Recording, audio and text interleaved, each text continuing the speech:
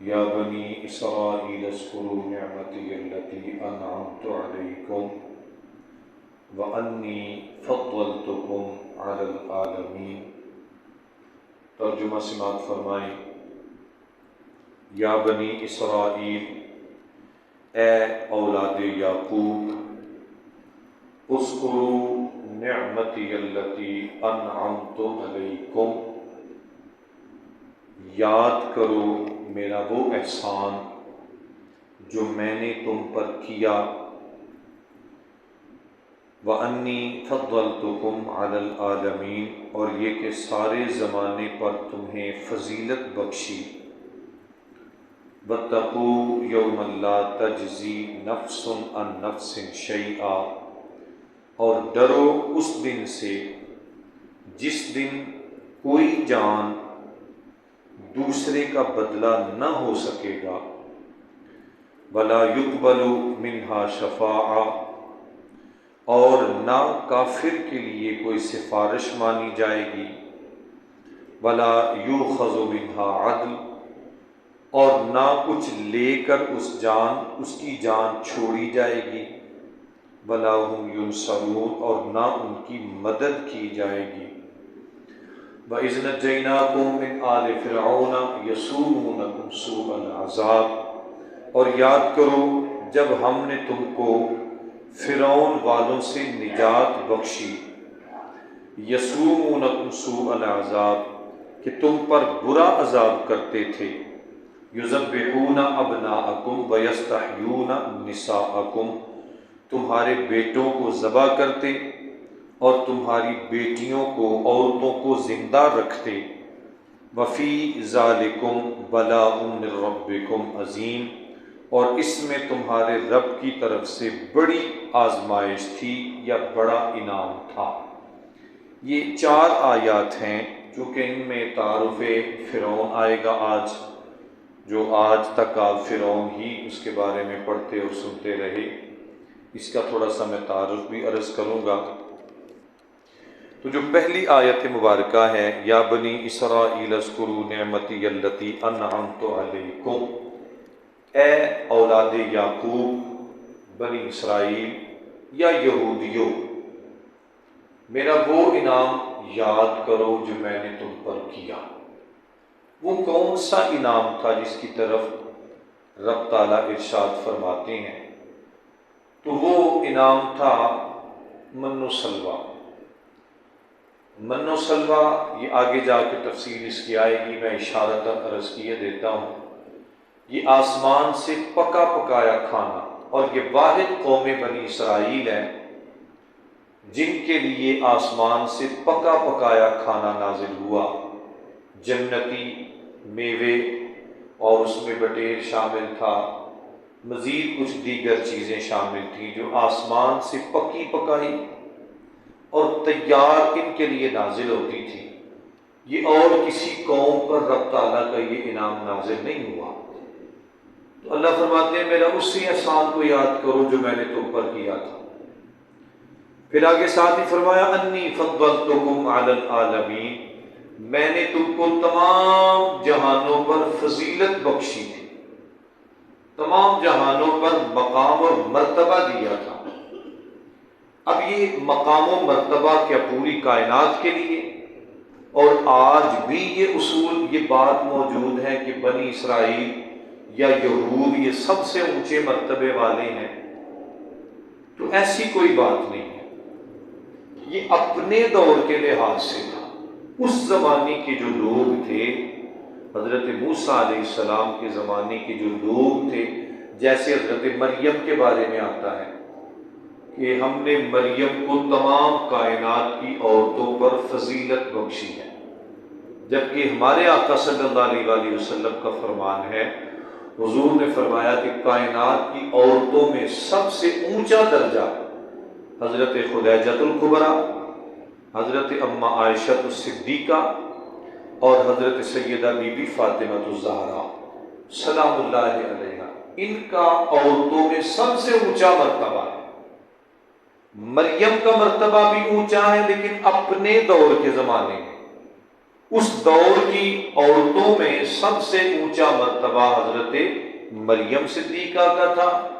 ان کے بعد جب حضور صلی اللہ علیہ وسلم اس کائنات میں جلوہ گر ہوئے تو حضور علیہ السلام کے فرمانے کے مطابق حضرت عائشہ، حضرت خدیجہ اور حضرت سیدہ بی بی فاطمہ الزہرا، ان خواتین کا مرتبہ اس وقت بھی کائنات میں اعلیٰ ہے اور تا قیام قیامت ان کا مرتبہ سب سے اعلیٰ رہے گا۔ تو حضرت مریم اپنے دور کے لحاظ رہی قوم بنی اسرائیل کی بات، تو قوم بنی اسرائیل کے بارے میں کیا فرمایا؟ انی فضلتکم۔ اور جب امت مصطفیٰ کی باری آئی، میری اور آپ کی باری آئی، تو قرآن نے فرمایا کنتم خیر امت اخرجت للناس، تم سب سے بہترین امت ہو کیونکہ تمہیں نبی بھی سب سے اعلیٰ ملا ہے، تمہیں کتاب بھی سب سے اعلیٰ ملی ہے۔ تو اعلیٰ نبی کے ساتھ نسبت ہونے کی وجہ سے ساری امتوں میں سے قیامت تک اونچا مرتبہ امت مصطفیٰ کا قرار دیا گیا ہے۔ تو بنی اسرائیل کا اپنے دور کے لحاظ سے۔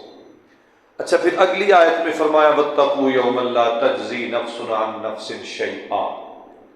اس آیت کا شان نزول ہے، شان نزول یہ ہے کہ نبی علیہ السلام کے زمانے میں جو یہودی تھے نا، اچھا اس میں ایک بات جو ہے نا وہ ذہن نشین رکھیے گا کہ مکہ معظمہ میں یہودی نہیں تھے، مکہ معظمہ میں یہودی آباد نہیں تھے۔ یہودیوں کے ساتھ پالا پڑا جب حضور مدینہ طیبہ تشریف لے گئے۔ اب مدینہ طیبہ کے جو ارد گرد کی آبادیاں تھیں نا، دائیں بائیں کی آبادیاں، ان میں یہود آباد تھے اور وہ اپنے آپ کو سب سے بہتر سمجھتے تھے۔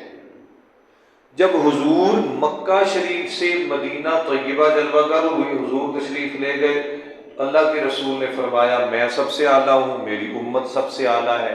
اس بات کا ان کو بڑا کھٹکا تھا، یہودیوں کو بھی۔ اس سے پہلے تو ہم اپنا چرچا بیان کرتے تھے، ہم کہتے تھے کہ ہم سب سے اعلیٰ ہیں، اور یہ کہتے ہیں کہ نبی محترم سب سے اعلیٰ ہیں اور امت مصطفیٰ سب سے اعلیٰ ہے۔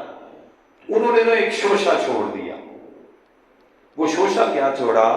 وہ کہتے تھے کہ بھئی ہم سب سے اعلیٰ ہیں اس وجہ سے کہ ہم اس نبی کی اولاد ہیں جس کو خلیل کہا جاتا ہے، حضرت ابراہیم کی طرف اشارہ، اور پھر ابراہیم کے بعد حضرت ذبیح اللہ یعنی حضرت اسماعیل علیہ السلام اور حضرت اسحاق علیہ السلام، یہ ہمارے باپ دادا ہیں، ہم ان کی نسل سے ہیں، ہم ان کی اولاد سے ہیں۔ تو حضرت خلیل انبیاء میں سے جد الانبیاء ہے، ہم چونکہ ان کی نسل ہیں اس وجہ سے ہم سب سے بہتر بھی ہیں، نمبر ایک۔ نمبر دو، قیامت کے دن یہ جو انبیاء کرام ہیں یعنی حضرت ابراہیم، حضرت اسماعیل اور حضرت اسحاق علیہ السلام، یہ ہماری سفارش کریں گے اور ان کی وجہ سے ہم بھی ایک دوسرے کی سفارش کریں گے۔ یہ انہوں نے شوشہ چھوڑ دیا کہ بھائی ہم چونکہ حضرت خلیل کی اولاد ہیں، سب سے بہتر ہم ہیں، لہذا ہم بھی ایک دوسرے کی سفارش کریں گے اور ان کی وجہ سے اللہ ہمیں معاف بھی کر دے گا۔ جب یہ شوشہ چھوڑا نا، اب صحابہ کرام حضور کے پاس آئے، کہنے لگے یا رسول اللہ صلی اللہ علیہ وسلم، آقا یہودیوں نے یہ شوشہ چھوڑ دیا ہے، تو کیا قیامت کے دن ایسا کوئی معاملہ ہوگا کہ ایک دوسرے کی بات ایک دوسرے کے حق میں قبول کر لی جائے، یا جی کسی کی صرف نسبت ہونے کی وجہ سے بخش دیا جائے؟ اللہ کے رسول علیہ السلام نے صحابہ سے پوچھا، اے صحابہ یہ بتاؤ کہ ایک بندے کا چھٹکارا حاصل کرنے کے لیے، کسی چیز سے بچنے کے لیے کتنے طریقے ہو سکتے ہیں؟ اور وہ طریقے آج بھی دنیا میں قائم ہیں جو اس وقت حضور نے پوچھے تھے۔ صحابہ عرض کرتے ہیں یا رسول اللہ صلی اللہ علیہ وسلم، پہلا طریقہ یہ ہو سکتا ہے کہ بندے پر کوئی ذمہ داری آئے، کسی بات کا پابند ہو، تو وہ کیا کرے؟ اپنے آپ کو نکالنے کے لیے کسی کو اپنا نائب بنا دے، بھائی تم میری طرف سے یہ کام کرو۔ اب خود تو بچ گیا دوسرے کو پھنسا دیا، ایک طریقہ۔ دوسرا طریقہ نبی علیہ السلام نے فرمایا اس کے علاوہ، یا رسول اللہ اس کے علاوہ مال کا استعمال پیسہ دے کے بات ادھر کی ادھر کر دے، جیسے آج ہو رہا ہے، پیسہ دے کے ہم حق بھی چھپا دیتے ہیں، پیسہ دے کے ہم جھوٹوں کو بچا لیتے ہیں، سچوں کو سزا دلوا دیتے ہیں۔ یہ دوسرا طریقہ پیسے کا استعمال ہو۔ تیسرا طریقہ نبی علیہ السلام نے ارشاد فرمایا، تیسرا طریقہ کہنے لگے یا رسول اللہ سفارش، یہ بھی آج سر عام ہے، سفارش کی وجہ سے ہم معاملات ادھر کے ادھر کر دیں۔ اللہ کے رسول نے فرمایا اس کے علاوہ، صحابہ عرض کرتے ہیں یا رسول اللہ صلی اللہ علیہ وآلہ وسلم اس کے علاوہ کوئی کسی کی مدد کر دے، مشکل وقت میں اس طرح کے حالات میں کوئی کسی کی مدد کر کے اس کو بچا دے۔ اللہ کے رسول علیہ السلام نے فرمایا صحابہ سن لو، یہ چاروں کی چاروں باتیں میرے اللہ کے دربار میں قبول نہیں ہے، اللہ ان چاروں باتوں کو نہیں قبول کرتا۔ بس اتنا فرمانے مصطفیٰ تھا کہ جبریل آ گئے اور یہ آیت لے کے آئے وَاتَّقُوا يَوْمًا لَا تَجْزِي نَفْسٌ عَن نَفْسٍ شَيْئًا وَلَا يُقْبَلُ مِنْهَا شَفَاعَةٌ وَلَا يُؤْخَذُ مِنْهَا عَدْلٌ وَلَا هُمْ يُنصَرُونَ۔ یہ وہی چار باتیں جو حضور نے صحابہ سے پوچھی تھی۔ پہلی بات اللہ فرماتا ہے اس دن سے ڈرو، لا تجزی نفس عن نفس، کوئی کسی کی جگہ پہ کھڑا نہیں ہوگا، اپنا بوجھ خود ہی اٹھانا پڑے گا، اپنا حساب و کتاب اپنے معاملات خود ہی ان کا مقابلہ کرنا پڑے گا۔ دوسری بات کیا تھی؟ صحابہ نے کہا یا رسول اللہ صلی اللہ علیہ وسلم پیسے کا لین دین ہو جائے، اللہ نے فرمایا لا یؤخذ منها عدل، کسی سے کوئی فدیہ نہیں لیا جانا، کوئی پیسے کا لین دین نہیں ہونا۔ تیسری بات صحابہ نے کہا یا رسول اللہ کوئی سفارش ہو جائے، حضور نے فرمایا لا یقبل منها شفاعہ، کوئی کسی کی سفارش قابل قبول نہیں ہوگی۔ چوتھی بات کوئی مدد کر دے، حضور فرمایا اللہ نے فرمایا ولا هم ينصرون، ان کی مدد بھی نہیں ہوگی۔ تو چاروں کام کی تردید ہو گئی کہ قیامت کے دن نہ تو کسی کی جگہ پہ کوئی کھڑا ہوگا، نہ کوئی پیسے کا لین دین ہوگا، نہ کوئی سفارش کا معاملہ ہوگا، نہ کوئی مددگار ہوگا۔ اب ابھی آپ کے ذہن میں ایک سوال آ رہا ہوگا کہ جی ہم تو کہتے ہیں کہ حضور بھی سفارش کریں گے، ہم تو کہتے ہیں جی حضرت عثمان غنی بھی سفارش کریں گے، ہم تو کہتے ہیں کہ معصوم بچہ بھی اپنے والدین کے لیے سفارش کرے گا، ہم تو کہتے ہیں کہ جو ولی اللہ متقی واقعتاً ولی ہوتے ہیں، جو واقعی اللہ کے برگزیدہ لوگ ہوتے ہیں، وہ بھی اپنے خادمین اور اپنے مریدین کے لیے اللہ کے بارگاہ میں سفارش کریں گے۔ تو قرآن کہتا ہے کسی کی سفارش قبول نہیں ہوگی۔ ہمارا عقیدہ یہ ہے کہ یہ سب سفارشیں کریں گے۔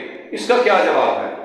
اس کا جواب یہ ہے کہ جن کا میں نے تذکرہ کیا، جیسے حضور نے فرمایا حضور کی سفارش، یہ بھی فرمان مصطفیٰ ہے۔ حضرت عثمان غنی 70,000 لوگوں کی سفارش کریں گے، یہ بھی فرمان مصطفیٰ ہے۔ چھوٹا بچہ معصومیت کی عمر میں چلا جائے اپنے والدین کے لیے سفارشی ہوگا، یہ بھی فرمان مصطفیٰ ہے۔ اور چوتھی بات کہ جو واقعتاً اللہ کے نیک اور برگزیدہ لوگ ہیں، وہ اپنے خادمین کے لیے اپنے مریدین کے لیے اللہ تعالیٰ کی بارگاہ میں التجا کریں گے۔ تو یہ قرآن کا فیصلہ ہے، یوم ندعو کل اناس بامامہم فمن اوتی کتابہ۔ قرآن پاک نے کہا ہے کہ جو نیک لوگ ہوں گے، جو ان کے پیروکار ہوں گے، نیک لوگوں کے پیچھے چلنے والے ہوں گے، جب وہ نیک جنت میں جائیں گے تو یہ نیک لوگ اپنے خادمین کو بھی ساتھ لے کے جنت میں داخل ہو جائیں گے۔ تو یہ اگر ان کی سفارشیں ہیں تو فرمان خدا اور فرمان مصطفیٰ ہے صلی اللہ علیہ وآلہ وسلم۔ اچھا جی، اس سے آگے چلیے جی، اگلی آیت وَإِذْ نَجَّيْنَاكُمْ مِنْ آلِ فِرْعَوْنَ يَسُومُونَكُمْ، وہ وقت یاد کرو اے بنی اسرائیلیو جب ہم نے تم کو فرعون سے بچایا۔ اب یہ فرعون، آج تک ہم نے فرعون ہی پڑھا ہے، یہی سنتے آئے، اس کا اصل نام فرعون نہیں ہے۔ اصل میں معاملہ یہ تھا کہ قوم امالکہ، قوم امالکہ کو آسان الفاظ میں سمجھنے کے لیے نا، سادے لفظوں میں، یہ جو پکھی ماس نہیں ہوتے اوڑ، آج ادھر چگی لگا لی، کل ادھر پانی ملا سہولتیں ملی ادھر لگا لی، پرسوں ادھر لگا لی، ترسوں ادھر لگا لی، یہ قوم امالکہ بھی ایسے لوگ تھے، لیکن آپس میں متحد تھے، متفق تھے۔ قوم امالکہ کا جو بندہ بھی سردار بنتا اس کو فرعون کہا جاتا، ہر بندہ جو بھی اس کی قوم میں سردار اور بادشاہت کی سیٹ پہ بیٹھتا اس کو فرعون کہا جاتا۔ جیسے یہ کسرا جو ہے فارس کا علاقہ، فارس کا علاقہ جس کو آج ایران کہا جاتا ہے، اس کا جو بھی حکمران بنتا اس کو کسرا کہا جاتا تھا۔ آپ نے ایک بات اکثر کتابوں میں پڑھی سنی ہوگی کہ کیسر و کسرا کے کنگرے گر گئے جب حضور تشریف لائے، کیسر و کسرا کے کنگرے گر گئے۔ یہ فارس کا علاقہ ہے، فارس کا جو بادشاہ بنتا اس کو کسرا کہا جاتا تھا، روم کا جو بادشاہ بنتا تھا اس کو کیسر کہا جاتا تھا۔ یہ ابھی تاریخ پاکستان پڑھیں یا تاریخ ہندوستان پڑھیں تو جو ترک قوم گزری ہے، یا اس میں ترکی کی تاریخ پڑھیں جو سلطنت عثمانیہ کی تاریخ ہے، اس میں جو ترکی ہوتے تھے نا، ترک قوم، ان کا جو سردار ہوتا تھا اس کو خاقان کہا جاتا تھا، چاہے وہ کس نام کا بھی ہو۔ اسی طرح جو اہل یمن تھے ان کا جو بادشاہ بنتا تھا اس کو تبا کہا جاتا تھا۔ یہ اپنے اپنے دور کی اصطلاحیں تھیں۔ فرعون بھی اسی طرح اصطلاح تھی قوم امالکہ کی۔ 400 سال اس کی زندگی گزری ہے۔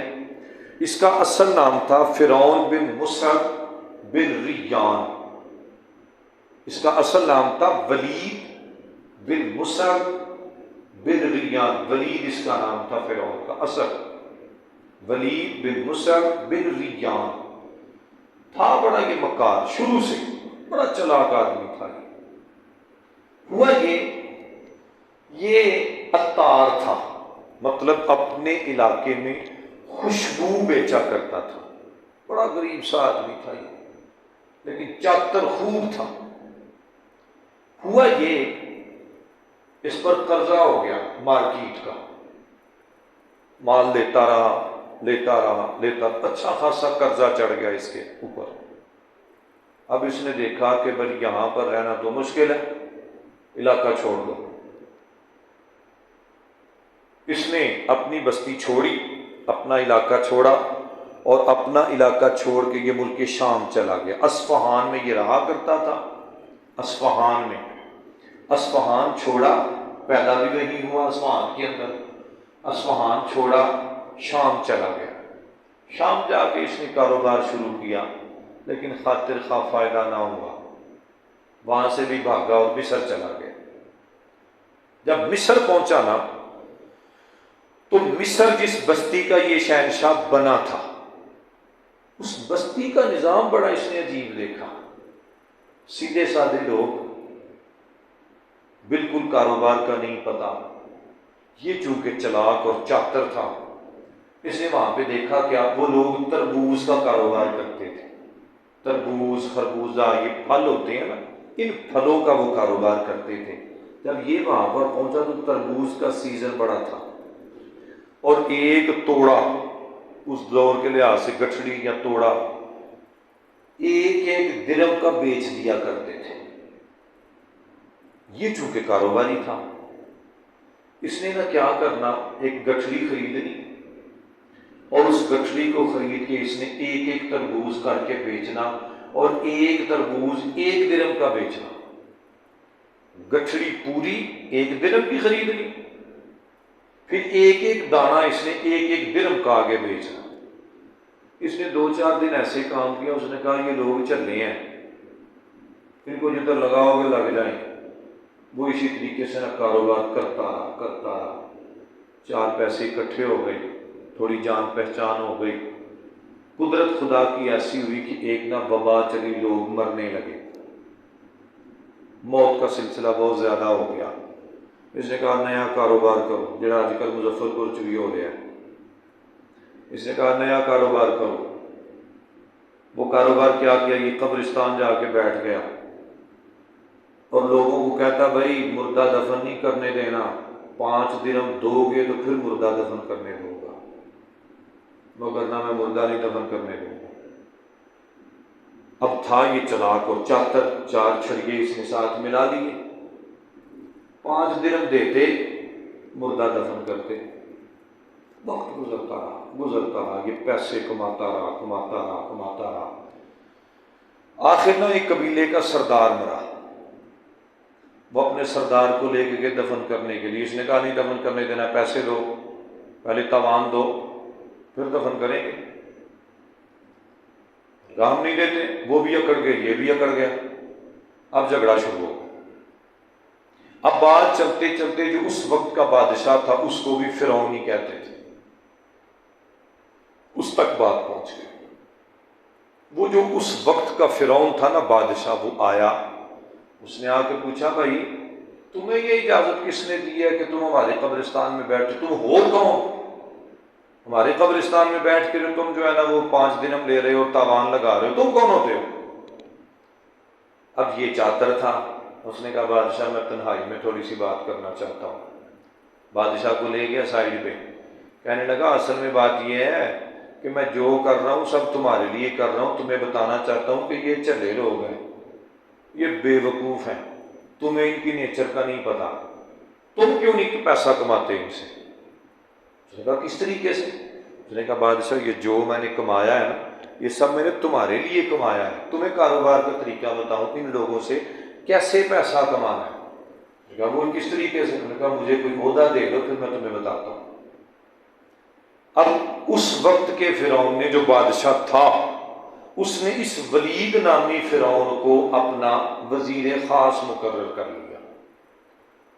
یہ کیا کرتا؟ اس کے دربار میں رہ کے بڑے عدل و انصاف سے بڑی محنت سے کام کرتا، ادھر سے بھی پیسہ بچا ادھر سے بھی یعنی بادشاہ کی نظر میں جو ہے نا وہ صاف ستھرا انسان بننے کے لیے، اپنی ویلیو بنانے کے لیے وہ بڑا خوش ہوا۔ ٹھیک ہے بھائی، اس نے نہ ساری اپنی سلطنت میں اس کا چرچا کروا دیا کہ بندہ بہت اچھا ہے بھائی۔